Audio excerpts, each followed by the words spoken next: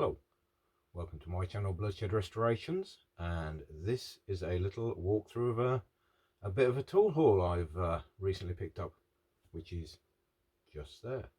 So this is it. It's a wooden box. It's not just any old wooden box, no. Basically, the reason I bought this was I didn't actually want the box or what was inside it. What I really wanted was this. It is a Wolf Safety Master drill, and it does actually work, unlike the last electric drill project I had. So this needs a restoration, really.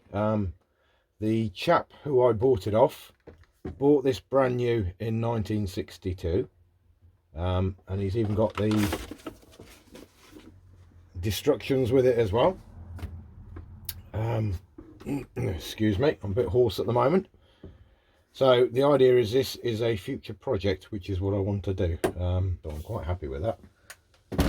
I will move the box out of the way and I will show you what else we have in here.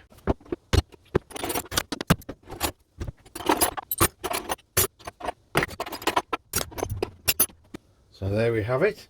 The whole lot cost me £15. Quite like the box, and I do intend on giving that a light sanding down and a bit of a varnish as well, and fitting some rather vintage locks or latches on it, which my dad gave me many moons ago. So I've got two of those, and I think that'll finish it off quite nicely. I'll remove the bits and pieces first of all that I'm not interested in. Porcelain door handles. They will be cleaned up and hopefully sold off. Wooden dibber. Not much more I can say about that. Nice little hand drill there. Problem is the chuck teeth are a bit out of sync. So again, I think that's going to be a project. Nice little wooden handle as well. No maker's marks on it. Got a nice old screwdriver, which it turns out is a ratcheting screwdriver.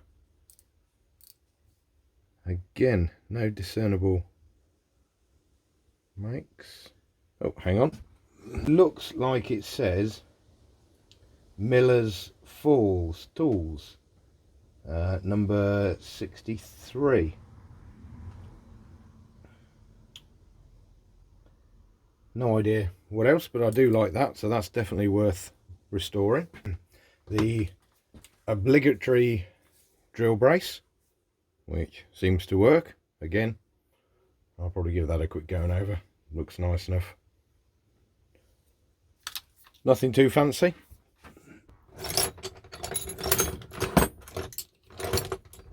Assortment of small plastic handled screwdrivers.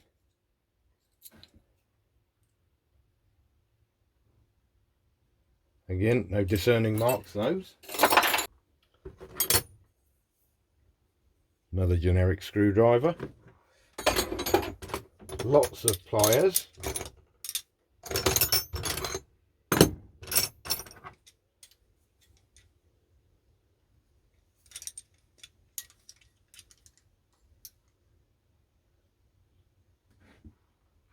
No markings on those. Getting a little bit boring, this is. Nice old hacksaw. The only way I could identify some of these spanners was to actually just give them a good wire wheeling. They've come up pretty well, and you can actually read out who they're made by in most cases. So I'll give you a quick montage of the spanners that I've got in this collection.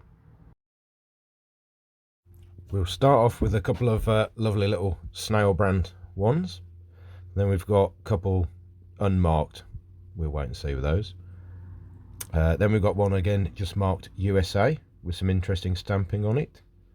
A very uninteresting Reform. Lion brand, not one I've come across yet. Couple of Shelleys. Nice Austin with a nice bit of calligraphy on there. A couple of Aloras. Gedor or Gedor, not sure the pronunciation yet. An Eagle brand, again, another one I've not heard of.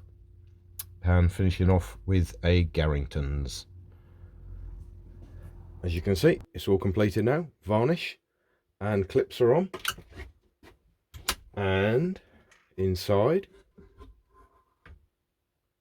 is even more rusty old tools. These are part of an old haul that I had a good while ago, and I've got to start doing something with them. So what better place to put them than in the box? Thanks for watching, and I'll see you on the next one.